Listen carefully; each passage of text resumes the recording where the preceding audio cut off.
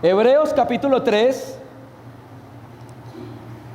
versículo 5. Hebreos capítulo 3, versículo 5. Y Moisés a la verdad fue fiel en toda la casa de Dios, como siervo para testimonio de lo que se iba a decir. Primera Timoteo capítulo 3, versículo 14. Primera Timoteo capítulo 3, versículo 14. Esto te escribo, aunque tengo la esperanza de ir pronto a verte, para que, si tardo, sepas cómo debes conducirte en la casa de Dios, que es la iglesia del Dios viviente, columna y baluarte de la verdad. Filipenses capítulo 1, versículo 1. Filipenses capítulo 1, versículo 1. Pablo y Timoteo, siervos de Jesucristo, a todos los santos en Cristo Jesús, que están en Filipos con los obispos y los diáconos. Hermanos amados, paz del Señor.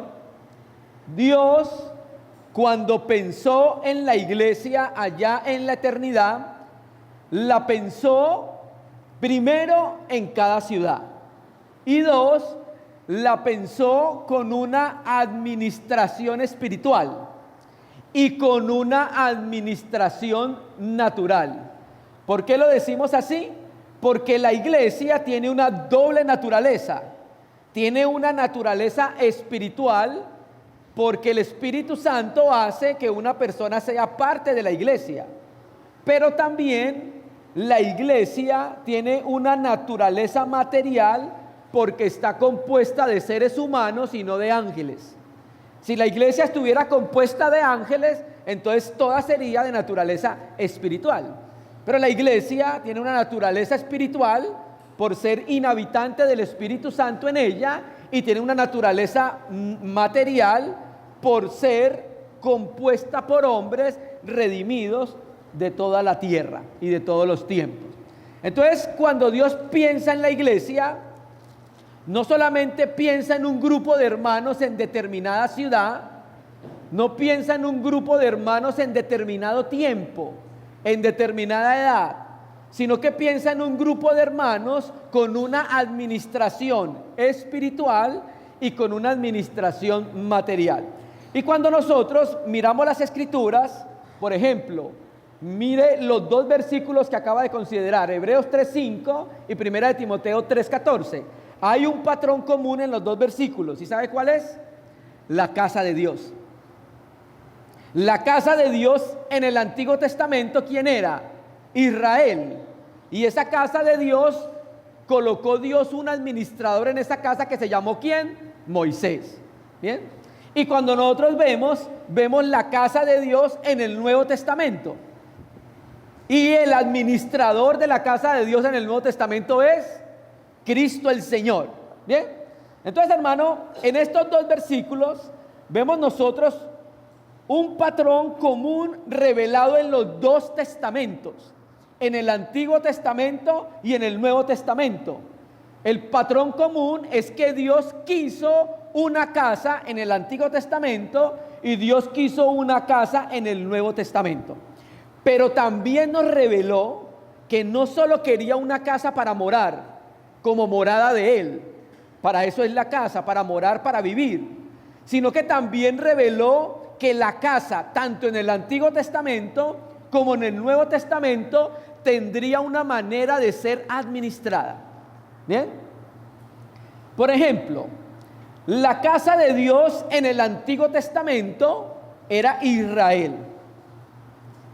Y esa casa de Dios en el Antiguo Testamento era administrada por dos cargos. El rey era el monarca de la nación, pero el que administraba la casa de Dios, ¿quiénes eran? Tenía una administración espiritual y tenía una administración material. ¿Bien? En los asuntos espirituales estaba ¿quiénes? dirigiendo la casa de Dios? Los sacerdotes. Y en los asuntos materiales estaban los levitas. Aunque ambos, a ver, se lo explico así. Todos los sacerdotes son levitas. ¿Estamos de acuerdo? Pero no todos los levitas son sacerdotes. ¿Estamos de acuerdo? Sí. Entonces, Dios colocó en la administración de su casa en el Antiguo Testamento, en los asuntos espirituales, ¿lo administraba quién? Los sacerdotes. Y Dios colocó en su casa en el Antiguo Testamento la administración de los aspectos materiales a los levitas, hermanos. Por ejemplo, los sacerdotes, sumo sacerdote y demás sacerdotes, tenían a cargo administrar los asuntos espirituales de la casa de Dios. ¿Cuáles eran esos asuntos espirituales de la casa de Dios? Por ejemplo, los sacerdotes eran encargados de enseñar la ley al pueblo. Por ejemplo, los sacerdotes eran encargados de la guía espiritual del pueblo. Por ejemplo, los sacerdotes eran encargados de los sacrificios para el perdón de los pecados del pueblo. Y los sacerdotes eran los que ayudaban en todo lo relacionado con la casa de Dios. ¿Bien? En los asuntos materiales estaban los levitas. ¿Qué hacían los levitas? Asistían a los sacerdotes, transportaban los de Gersón, Merari, Coat, transportaban las cubiertas, que eran las telas del tabernáculo, desarmaban y se llevaban los palos, que eran los travesaños, para volverlos a armar. Bien, transportaban los utensilios, arca del pacto, altar de los perfumes, la menorá, todos los utensilios los transportaban, pero cubiertos. Tenían que transportarlos cubiertos. Y en tiempos posteriores, por ejemplo, Esdras y Nehemías, ¿recuerda? En los tiempos de Esdras ya los levitas enseñaban la ley. ¿Bien? Entonces, hermano, hay una figura de administración en la casa de Dios en el Antiguo Testamento. ¿Bien? Pero así como en la casa de Dios hay una figura de administración, tanto espiritual como material, en el Nuevo Testamento también hay una figura de administración en la casa de Dios, que es la iglesia. Y por ejemplo, esa figura de administración de los bienes, de los aspectos materiales, usted la empieza a entender cuando en Hechos Lucas empieza a revelarnos una figura que empezó a surgir cuando la iglesia empezó a crecer. Y me refiero a Hechos capítulo 6. ¿Lo recuerda? Cuando creció el número de los discípulos y empezaron a crecer los cristianos, empezaron a dar ofrendas a los apóstoles, y los apóstoles empezaron a administrar las ofrendas a todos los nuevos cristianos. Pero crecieron tanto los discípulos que la ocupación de esos asuntos materiales era mucha, que los apóstoles dijeron que ellos no podían dejar de servir en la palabra y dejar de orar para poder dedicarse al servicio de la distribución de las ofrendas, que era generalmente en alimentación a los hermanos. En este caso serían a las viudas de los hebreos y de los griegos cristianos. Bien, ahí empieza a surgir esa figura que Dios la pensó así, de lo que nosotros llamamos en la iglesia los diáconos. Bien, entonces tenemos que en la casa de Dios en el Antiguo Testamento tenemos una administración espiritual y material, sacerdotes y levitas. Bien, y tenemos que en la casa de Dios en el Nuevo Testamento también tenemos una administración espiritual y una administración material. Y cuando leímos el texto de Efesios, vamos a Efesios, a Filipenses capítulo 1:1, Filipenses 1, versículo 1.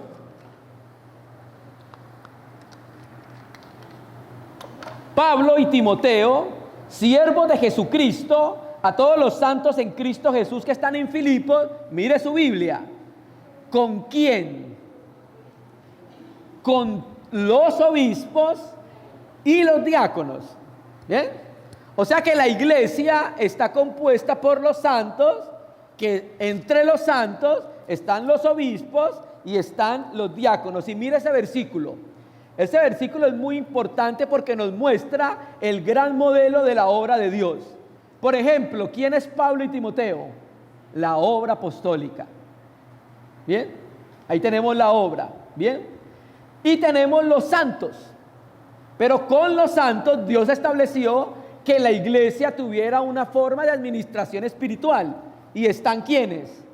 Los obispos, que es una de las funciones de los ancianos.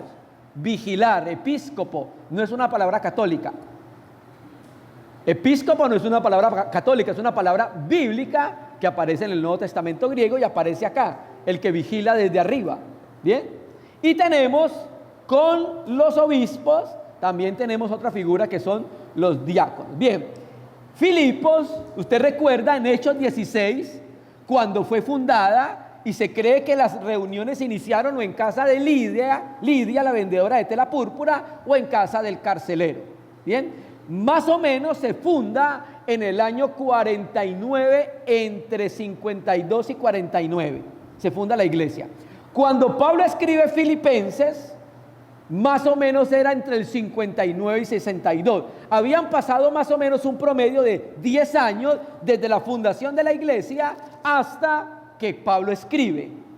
Y hermano, ¿por qué les digo esto? Porque hermano, desde que una asamblea es fundada, desde que se pone el fundamento que es Jesucristo en una ciudad e inicia una iglesia local, una asamblea local, en la medida que van pasando los años, lo normal es que desde el seno de la iglesia empiecen a surgir los ancianos y los diáconos. Y cuando ya han pasado esos 10 años, Pablo escribe a la iglesia, ya la iglesia que no inició, ninguna iglesia inicia con diáconos y obispos.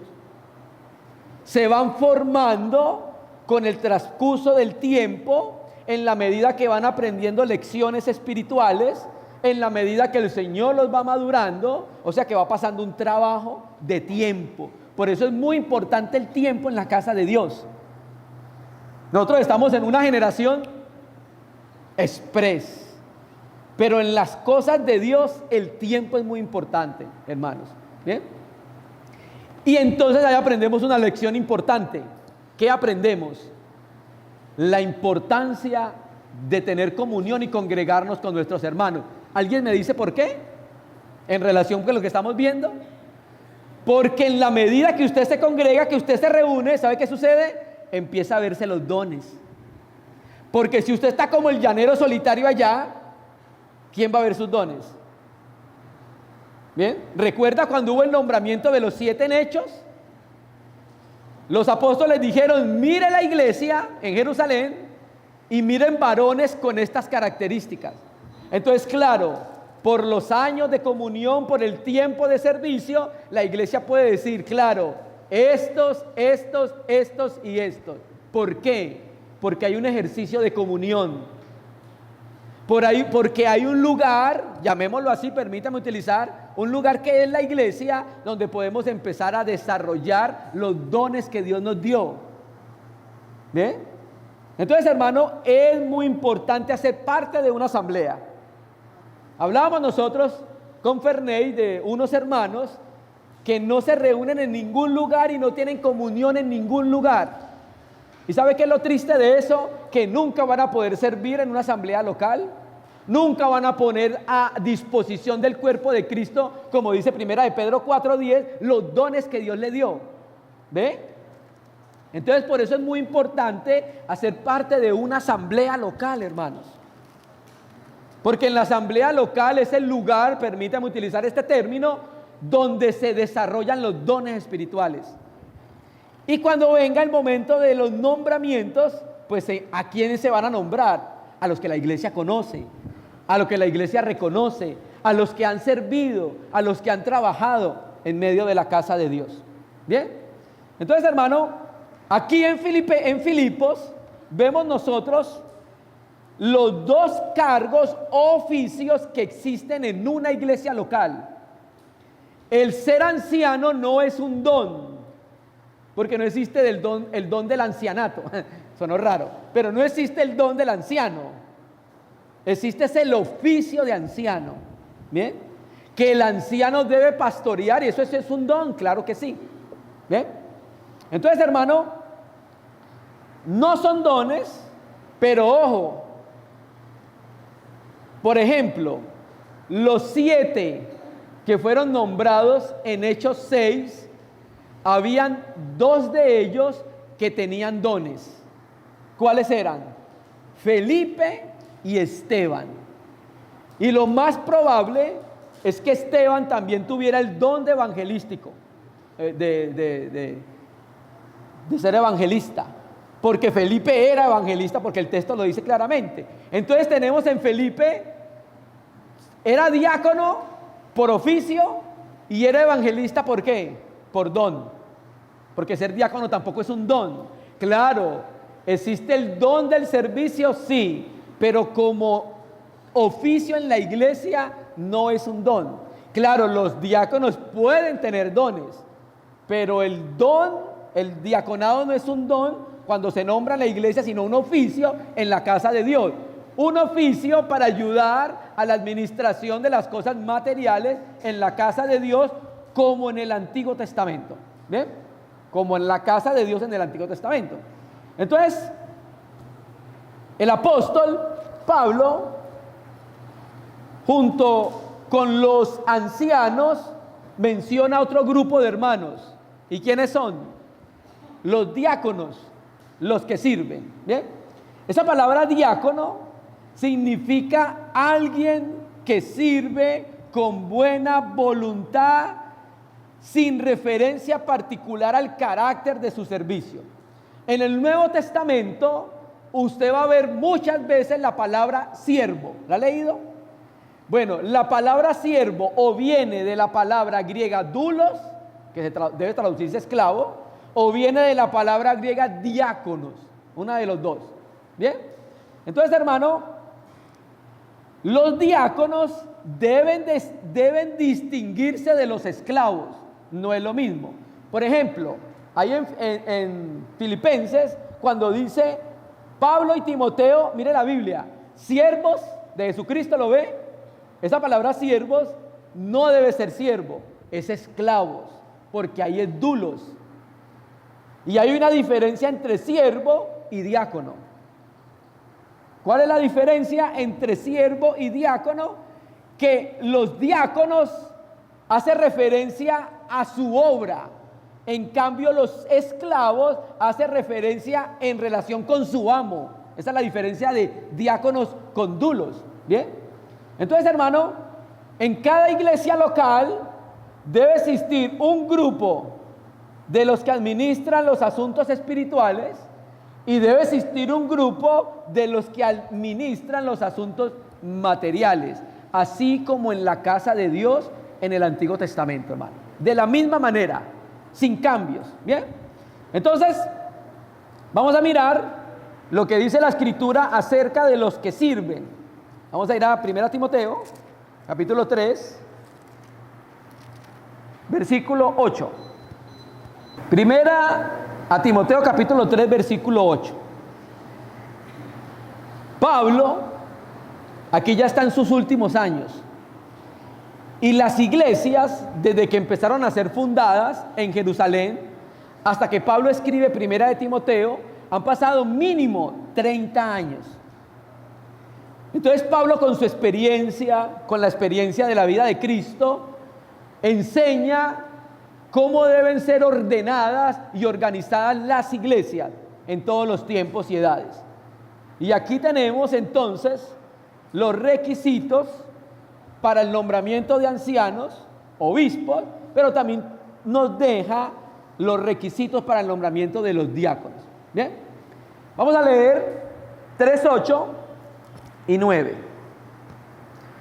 Los diáconos asimismo deben ser honestos, sin doblez, no dado a mucho vino, no codiciosos de ganancias deshonestas, que guarden el misterio de la fe con limpia conciencia. Bueno, Ya cuando las iglesias estaban más organizadas, después de más o menos 30 años, Pablo va a establecer los límites para aquellos que iban a ser nombrados diáconos en medio de la casa de Dios. Escúchenme, queridos hermanos, hay veces las buenas intenciones no son suficientes. Dios estableció límites. Para los ancianos puso unos límites. El que sea esto y el que no sea esto. De la misma manera estableció un límite para los diáconos. El que sea esto y el que no sea esto, hermanos. ¿Bien? Entonces, en las escrituras vemos que en la iglesia están los que vigilan, los ancianos, que se encargan del cuidado espiritual de la iglesia, y están los diáconos, los que sirven bajo la dirección de los que cuidan espiritualmente la casa de Dios. Miren lo que dice su Biblia. Los diáconos, en el versículo 8, asimismo, ¿ve esa palabra asimismo? ¿La ve? Significa de la misma manera. ¿Qué quiere decir? Que de la misma manera que los ancianos, los diáconos también tienen límites, también tienen requisitos. Es lo que quiere decir, de la misma manera. Entonces va a mostrar cuáles son los requisitos de los requerimientos de los que iban a ser nombrados diáconos en medio de la iglesia. Y ahí tenemos algunos, vamos muy rápido. Ahí está: honesto, o sea, en el griego quiere decir respetable. O sea, que en la asamblea les tienen respeto por su vida, son dignos de respeto. ¿Bien? 2, vamos a ir muy rápido, sin doblez. La palabra griega dilogos es muy particular, significa decir, hablar 2 veces. Y si se traduce literalmente sería como bilingüe, no que habla 2 idiomas, ¿bien? Sino que tiene doble lengua. Eso es lo que traduce esa palabra sin doblez. ¿Bien?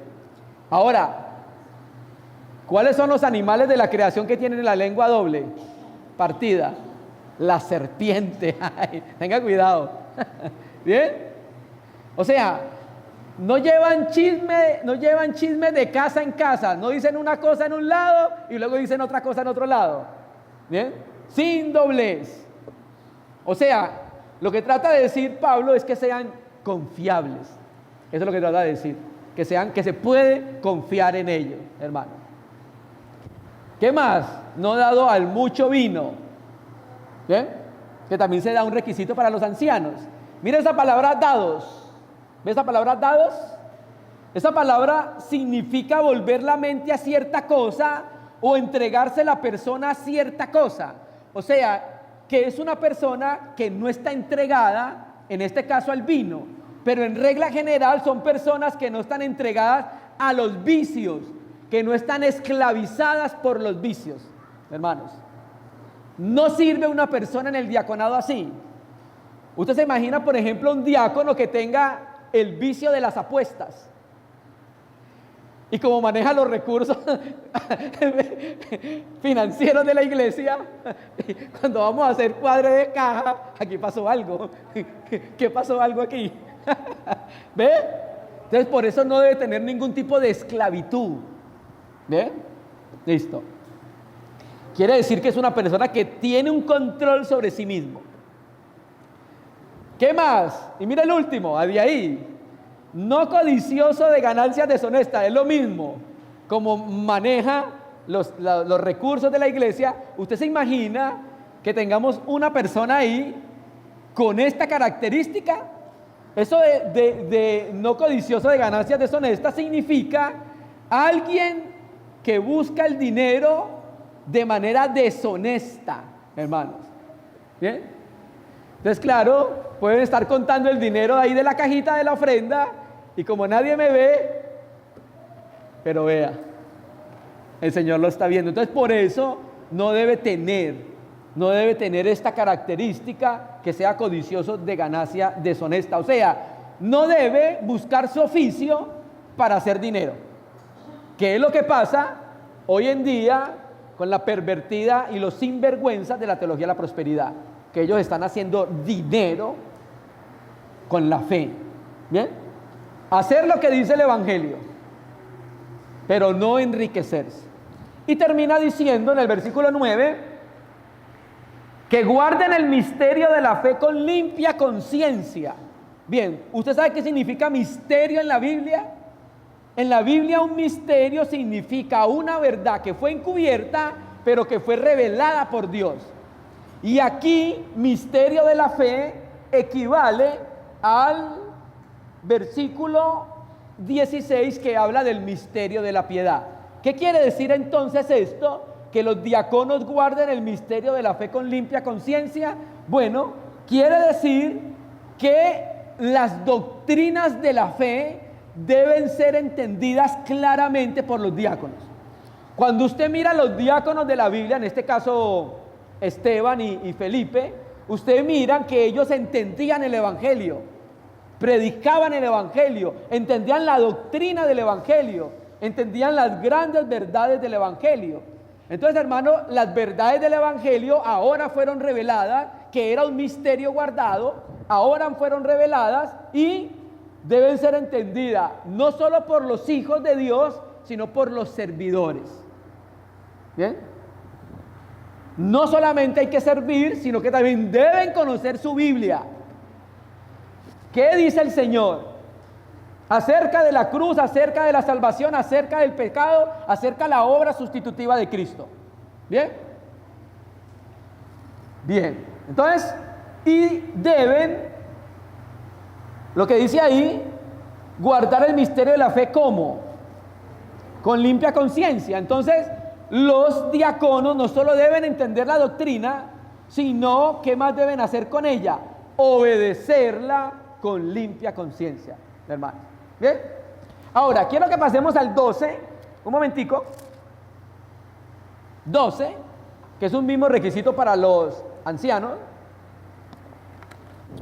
Los diáconos sean maridos de una sola mujer y que gobiernen bien sus hijos y bien su casa. Mire, llamo la atención, mire su Biblia. Es un detalle pequeño pero importante. Sean, ¿lo ve?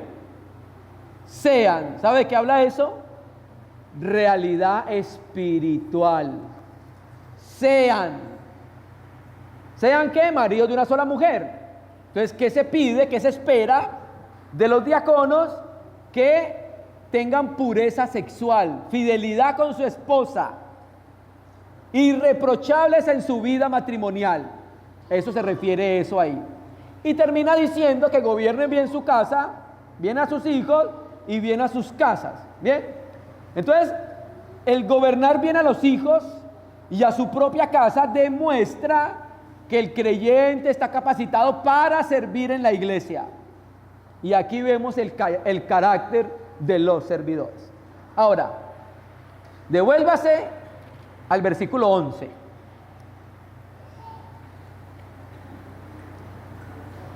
Las mujeres diaconisas. Las mujeres, asimismo, sean honestas, no calumniadoras, sino sobrias, fieles en todo. Bueno, hay muchos intérpretes de la Biblia en nuestro tiempo y sobre todo por la línea reformada que enseñan que las mujeres no pueden ser diaconisas. ¿Bien? Pero nosotros creemos que este oficio puede ser dado tanto en hombres como mujeres. ¿Por qué? Uno, el texto, porque lo que hacen muchos de los intérpretes es tratar de añadir una palabra a esta frase. ¿Y sabe cuál es la palabra que añaden? Las esposas de los diáconos. Entonces ellos dicen que las mujeres asimismo están refiriéndose son a las esposas de los diáconos.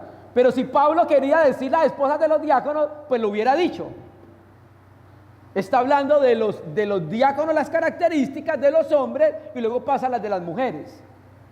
Entonces creemos que el texto aquí no enseña que sean las esposas de los diáconos, sino que son las mujeres que están en ese contexto. Dos, Los hermanos dicen que las mujeres no pueden ser diáconos porque comporta un grado de autoridad en la iglesia. Y aquí creemos nosotros que el diaconado no comporta grado de autoridad, si podemos utilizar esa palabra, porque el grado de autoridad, ¿dónde se halla? En la administración espiritual, que son los pastores y los ancianos. ¿Bien?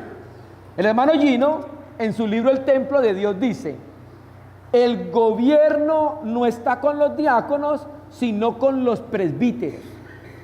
Entonces, como no tiene que ver con autoridad, creemos que las mujeres sí pueden incluir y aplicar en el oficio de diaconado en medio de una iglesia. Y 3, porque la Biblia enseña en Romanos 16:1, vamos a Romanos 16:1, que la iglesia en Cencrea tenía una mujer diaconisa. Romanos 16:1 dice: os recomiendo además nuestra hermana Febe, la cual es diaconisa en la iglesia en Cencrea. Ahora, llamo la atención porque los hermanos que piensan lo contrario utilizan un argumento diciendo que la palabra diácono acá no es la palabra diácono que se utiliza en 1 de Timoteo 3, pero resulta que sí es la misma, es el mismo sustantivo, diácono, que aparece en 16:1, aparece en 1 de Timoteo 3:12. Es la misma palabra y es la misma forma gramatical, es un sustantivo. Entonces nosotros creemos que sí puede haber mujeres diaconisas. ¿Vale? ¿Ustedes no han visto que las mujeres tienen una capacidad muy particular para servir? Y ha sido dado por Dios y debe colocarse al servicio de la casa de Dios. Ahora, volvamos a 1 de Timoteo, ahí en el 3:11.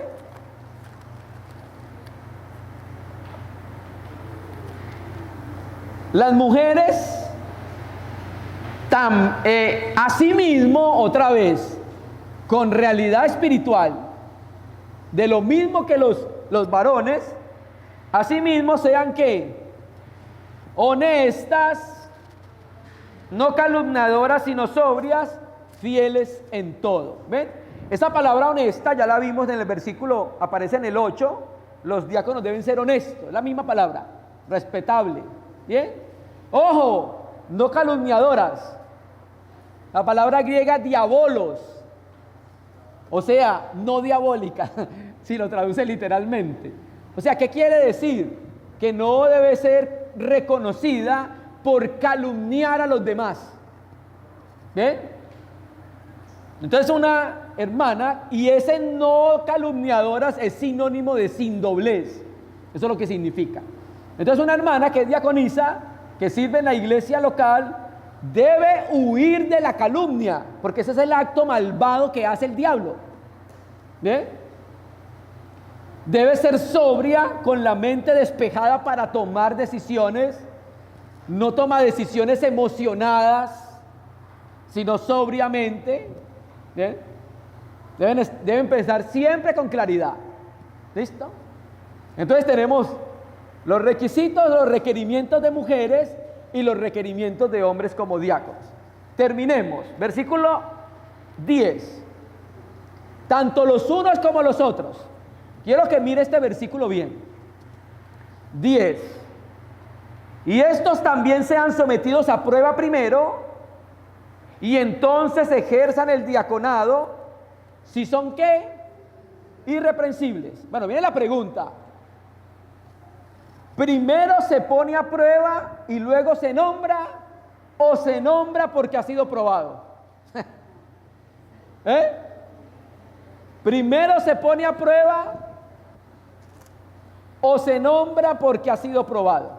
Cuando nosotros miramos la Biblia, encontramos muchos ejemplos de esto. Por ejemplo, cuando José, el hijo de Jacob, el soñador de sueños, llegó a ser vicepresidente de Egipto, después de 13 años de servicio en la casa de Potifar, en la cárcel.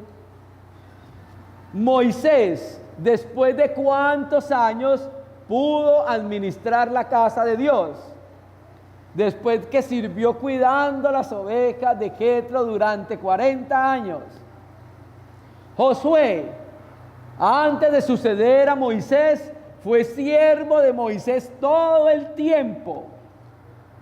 David, antes de ser rey, primero sirvió a las ovejas de su padre Isaí, cuando Dios lo llamó a través de Samuel para ser rey en Israel.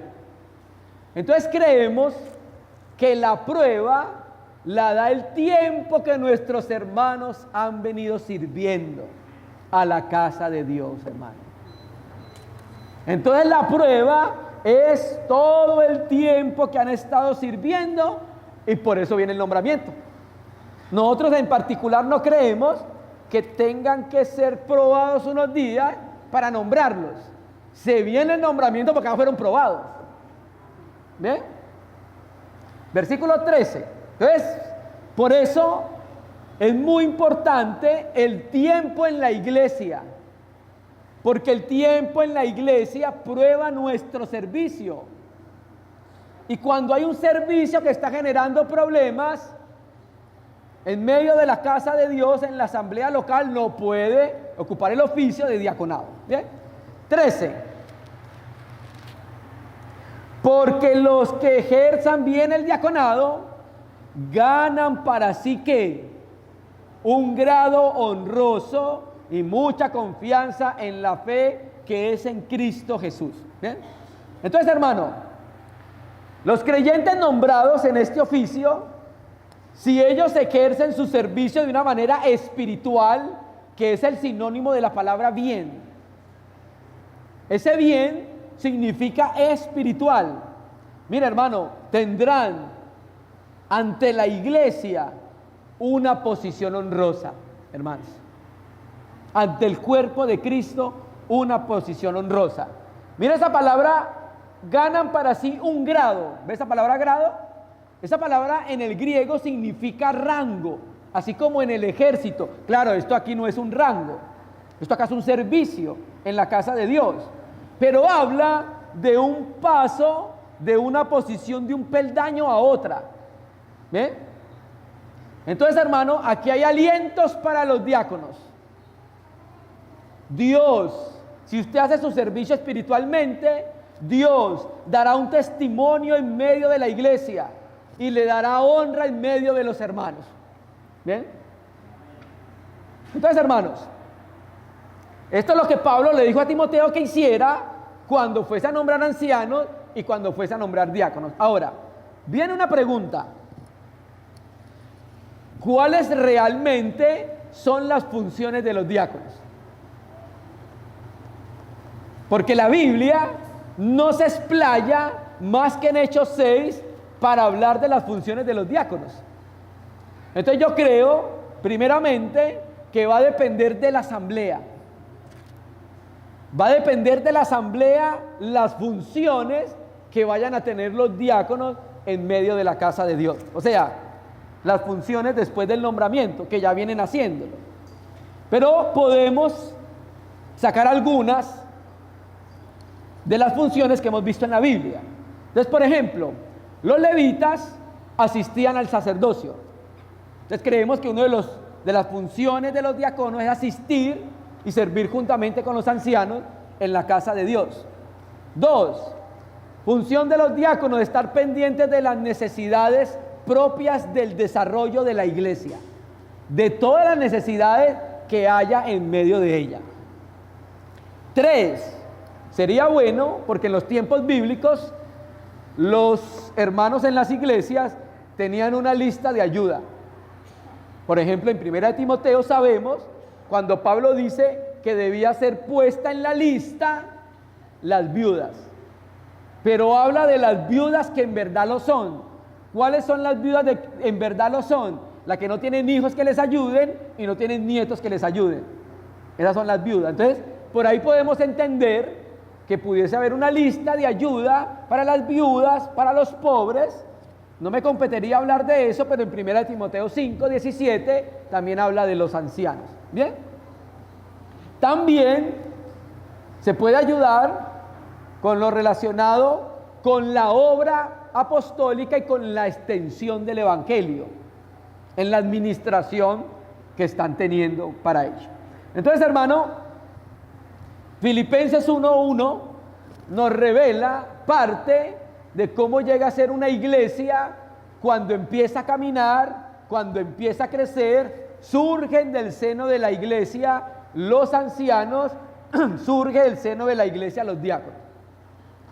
Dios estableció que la iglesia fuera administrada de una manera espiritual y de una manera material. Bien, vamos a Hechos 6 y terminemos. Solamente lo voy a leer.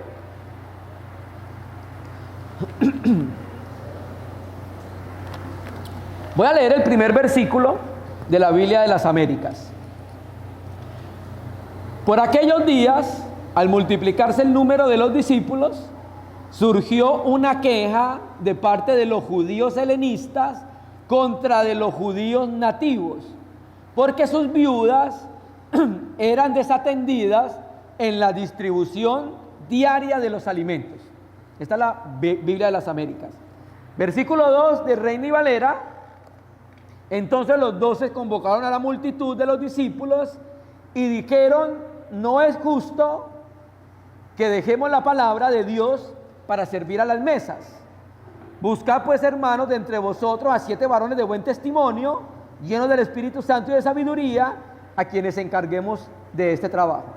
Y nosotros persistiremos en la oración y el ministerio de la palabra. Agradó la propuesta a toda la multitud y eligieron a Esteban, varón lleno de fe y del Espíritu Santo, a Prócoro, a Nicanor, a Timón, a Parmenas y a Nicolás, prosélito de Antioquía. Solamente se habla de Esteban acerca de sus características, pero se sobreentiende que los demás también tenían estas características.